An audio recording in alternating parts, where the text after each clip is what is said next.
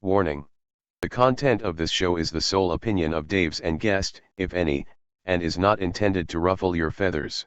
It is encouraged, however, that you leave a comment with a list of your own so that you may share your input on the topic. Any comment containing sour grapes will be deleted.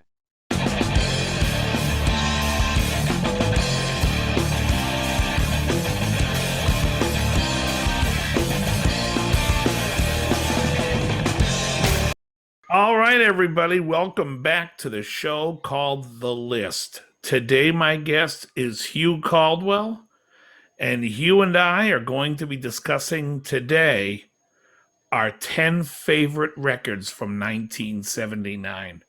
Now, I will say this caveat, this list is where we are at today.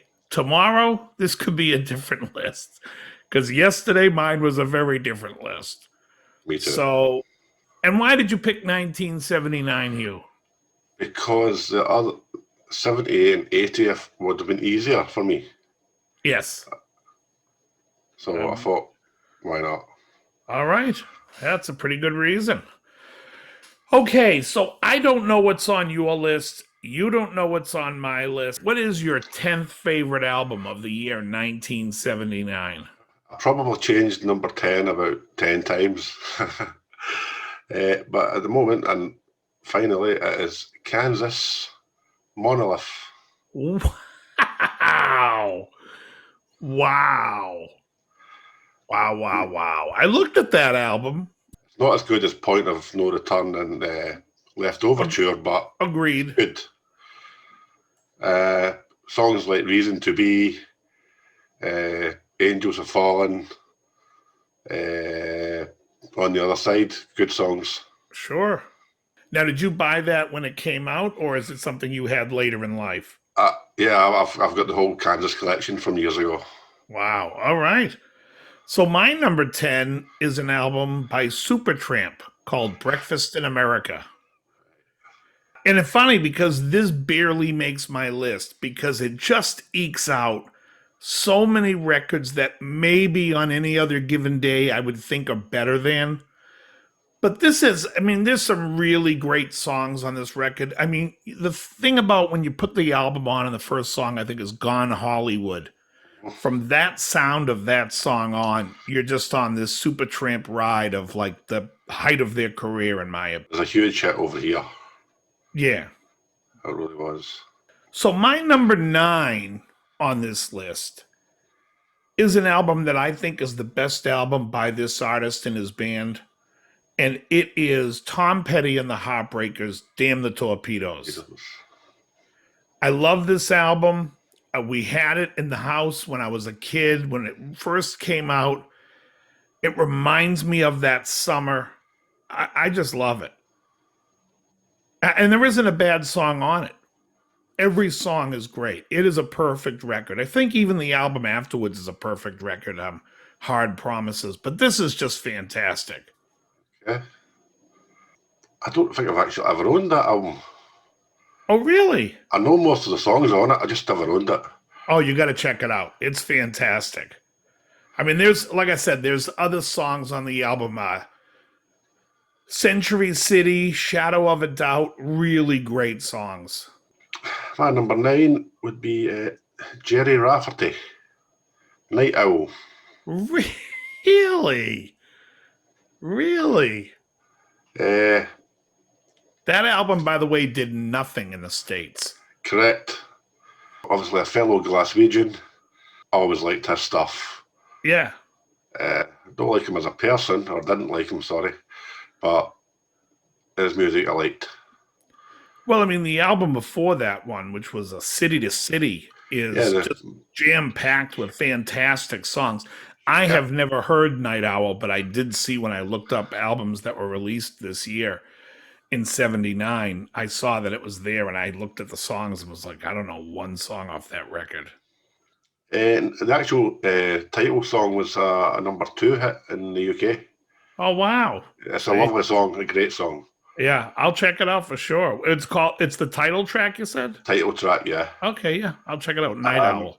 A couple more songs great off the album are Get It Right Next Time. Okay. The Tourist and Days Gone By. Great songs. Great. I'll check it out for sure. And maybe everyone watching this will check it out. Okay then, so me with number 8 then. Okay, I'm going to go for Foreigner, Head Games. Wow. What a great record. Love it from start to finish. Great record. Yeah, I mean, there's so many good songs on that. Women is on that album. Dirty White Boy. My favorite song on that album is Blinded by Science. Brilliant song. Yeah, it's a great album. Rev on the Red Line. Oh, Rev on the, yeah, that's another good one. What's the other one? Do What You Gonna Do. Yeah. Oh, yeah. Yeah. I mean, I love that record. Love on the Telephone, I think, is on that. Telephone. Yeah. Yes. And Head Games, obviously. Head Games itself, yeah. Yeah.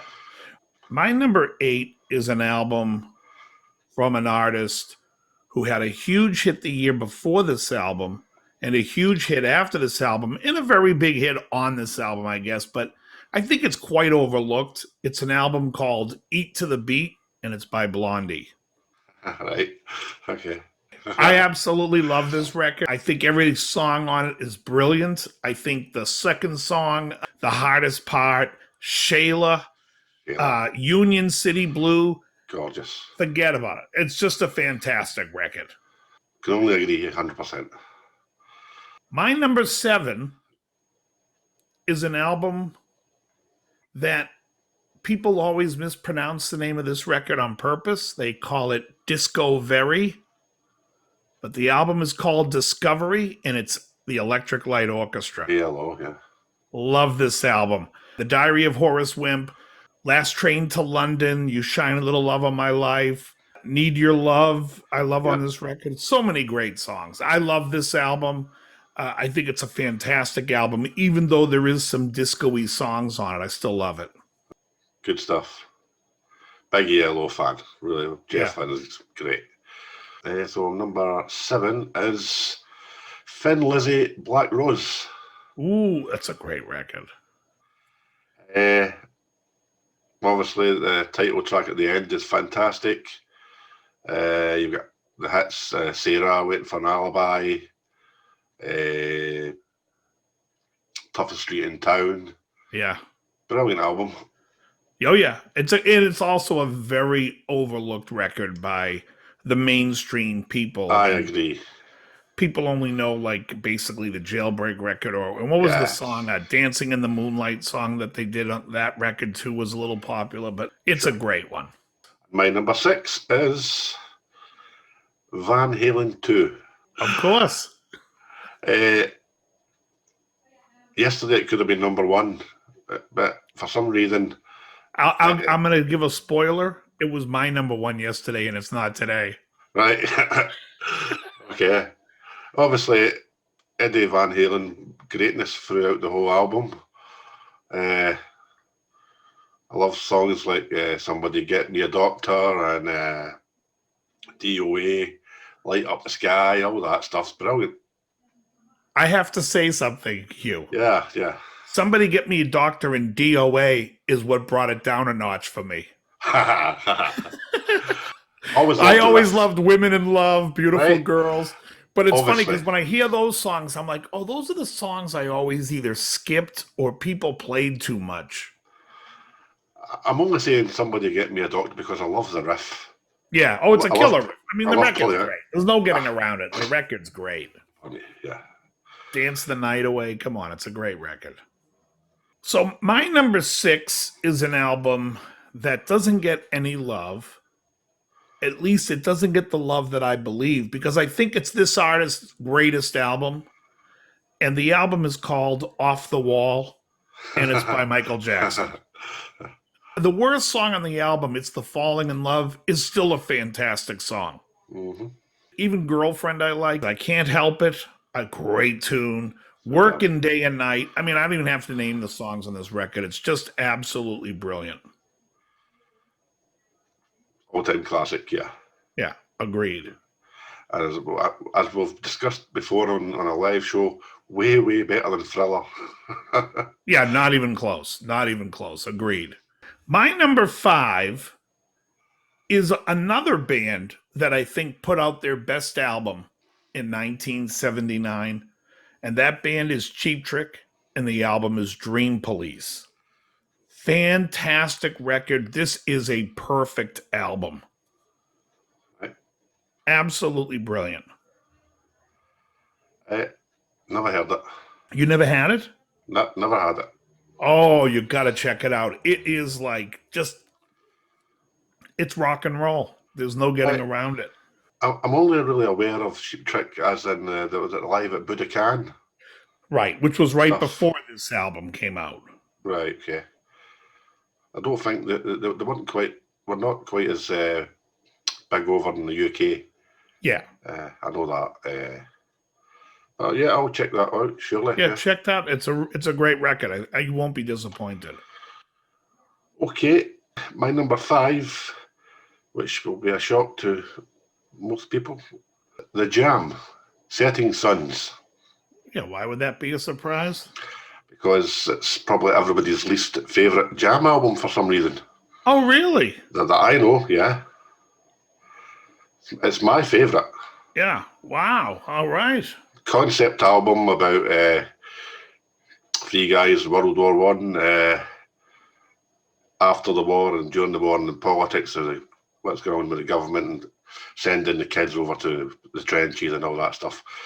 It's a brilliant social commentary. Paul Weller is one of those guys that's completely underrated and not even known in the United States. That's the thing. The man's a genius. Even after all his success with the Jam and the Style Council, I think he'd done even better stuff in his solo career for 30 years. Yeah. Oh, I love the first 3 or 4 solo records he has. They're fantastic. I did a lesson for all the pictures on the wall. I think you did, yes. Yeah, great song. Great. I say that guy kind of blinks an eye and writes a song, He's so good. Yeah, I agree. And a great voice. I mean, the voice is great. Yeah. My favorite Jam album, by the way, is the album where they did all the B-sides. I think it's called the Jam Extras. Oh, the Extras, right. It's just that version they do of Boy About Town on that album, and Solid Bond in Your Heart, which was the song they did as the Style Council. Just great. Yeah. Okay, my number 4 is one of my favourite albums.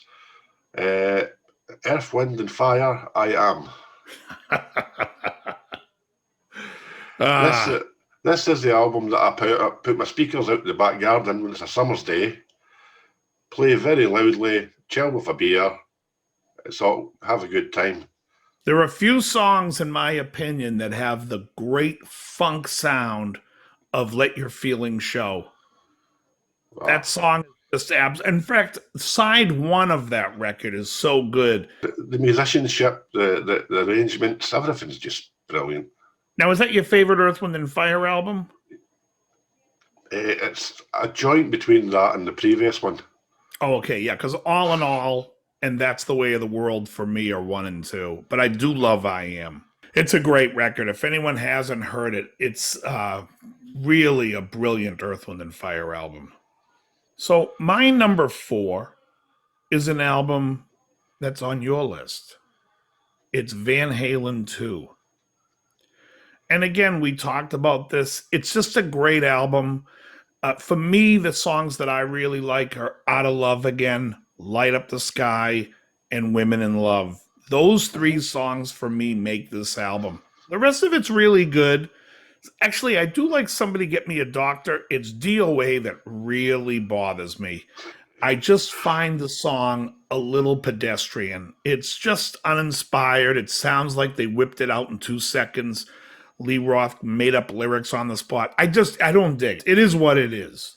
But I love that album. And it is, I think, in my opinion, it's my 4th favorite from 1979.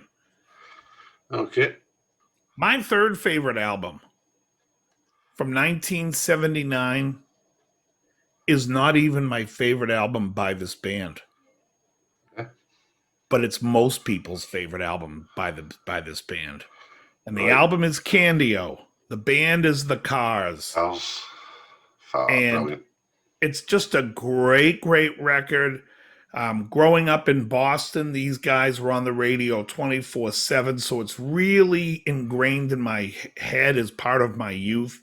This album and another album I played nonstop. Oddly enough, the other album that came out this year did not make my list, as I've soured on the album over the past 5 or 6 years. I just have lost love for the album. But this one I have not. This is one of my favorites.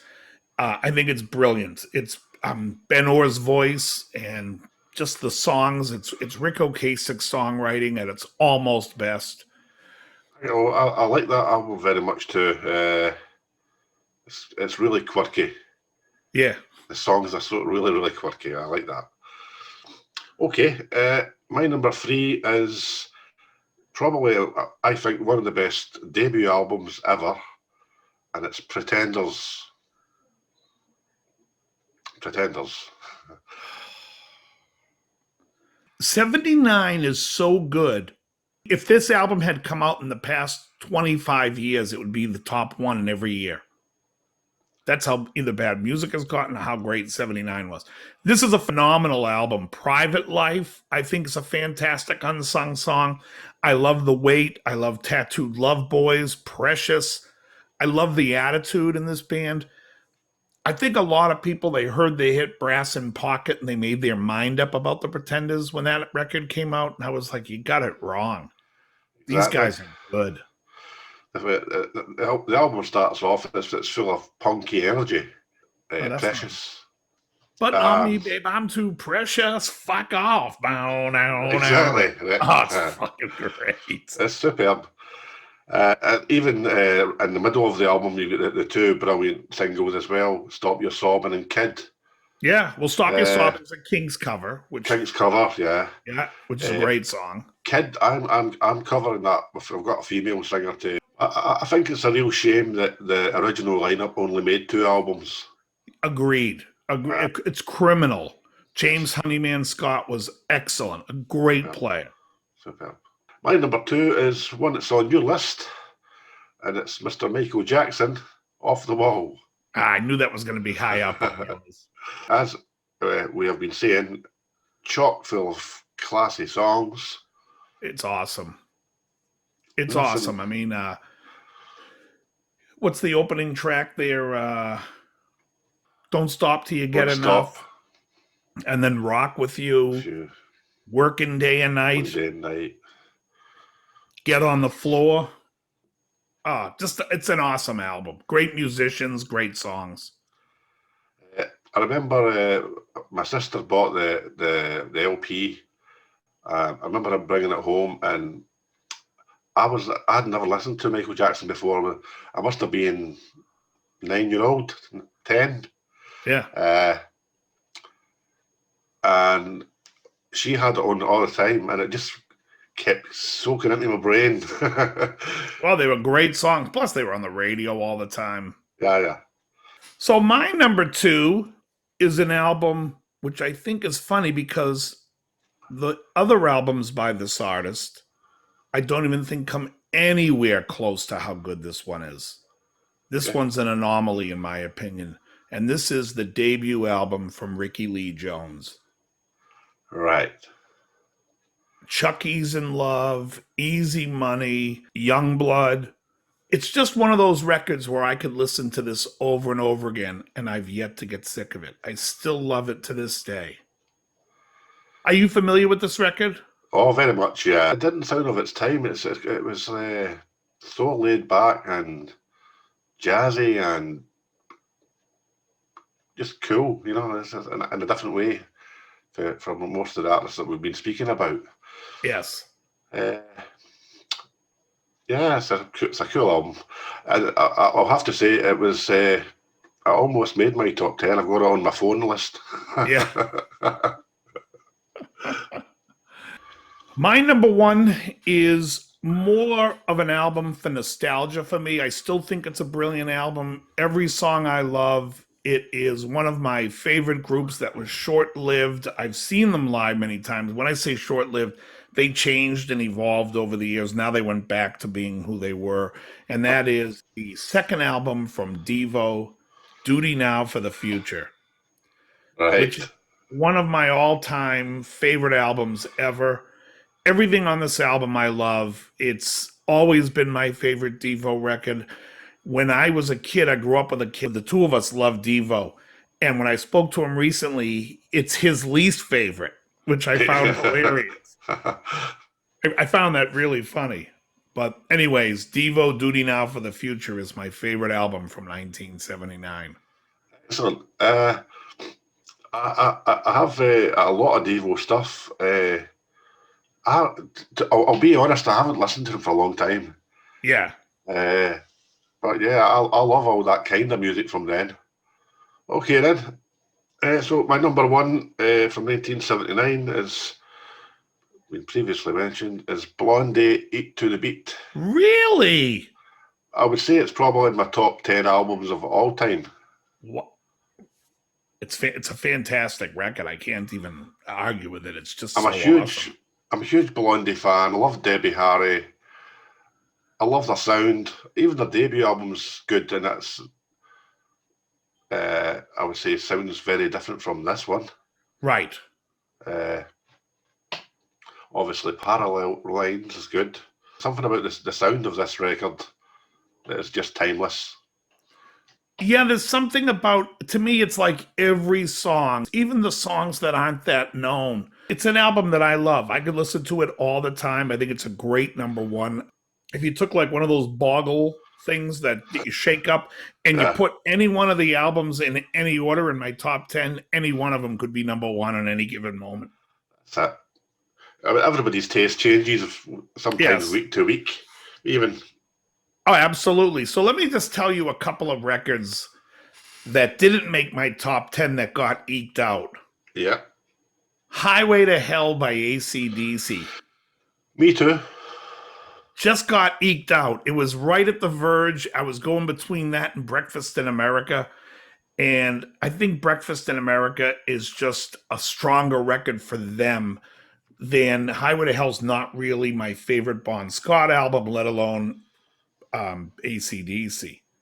Another album is Led Zeppelin In Through the Outdoor. Uh huh. Very difficult not to put that in my top 10. Yeah. But I found my way not to do it because I always hated Hot Dog. I Right. think Hot Dog just sucks. But I love Southbound Soiree, whatever you call that song. I love that. A few more albums I'm just going to mention. Pink Floyd, The Wall, Mm. was the one that when the Cars Candio in 1979, those two albums were probably the most current albums that I listened to the most. And The Wall just fell out of favor with me. I just find Roger Waters annoying. And so a lot of the songs, I just find them not really being songs, but like segues. It's almost like musical theater. So I I don't agree. really dig it. Yeah. I The agree. Eagles' Long Run is another album that there's a couple of songs on there that I always skip. So when I went back to look to see if I loved the album, there's 4 or 5 songs I love. There's 4 or 5 where I never want to hear again. And so I was like, well, that can't really, it's not as good as the rest of their catalog, in my opinion. Right. And then there's Bad Company, Desolation Angels. Side 1 is so strong, and side 2 is pretty good, but I just couldn't put it in the list. And then, of course, there's like some big albums, which I think you would have liked, would have been Get the Knack by The Knack. All right. Aye. It's a great record. It's one of those albums when you listen to it, it's great, but to me, it's forgettable. When I walk away, I remember 3 or 4 songs, and I can never remember the other titles. And Joe's Garage was another one by Frank Zappa. And I Me have to too. say, yeah, and I have to say, you blindsided me with Head Games because I completely forgot about it, but it would have been definitely not in the top 10 for me, but it would have been very close. And the Pretenders one as well. Pretenders may have been like around 11 or 12 for me. Right. How about you? Scorpions, Love Drive. I knew Love Drive was there. It's not one of my favorite Scorpions records. The Specials' first album. Donna Summer, Bad Girls. Bad Girls. Oh yeah, and there Uh, was also an Elvis Costello album, Armed Forces. Armed Forces. Yeah. That's a great record. That's a hard one not to put in there too. Risque by Chic. Yeah. Yeah. Also, I think you know what I like better than Risque by Chic with that year was they produced the Sister Sledge We Are Family album that year. Right. And just the songs Thinking of You, He's the Greatest Dancer, and We Are Family, that record's fantastic. There's a couple of other decent songs on it, but not enough to make it in my top 10 or top 20 of 79. But Zappa did another record that year too. Not just Joe's Garage. Shake Your Booty was 79. That's what I was trying to remember there. I absolutely love Shake Your Booty. I was dying to put it in, but it loses marks on the final song. I don't like, which is a really long one. Your Mama. Maybe You Should Stay With Your Mama. Yeah. Which is okay, but it's just too long. There are some songs I don't care for. Broken Hearts Are for Assholes. Right. It's a good record. It's not as good as Joe's Garage. Both lists are going to be posted so you can review what we both had as our top 10. Anything you want to say, Hugh, before we go? Very good. You heard him, folks. Very good.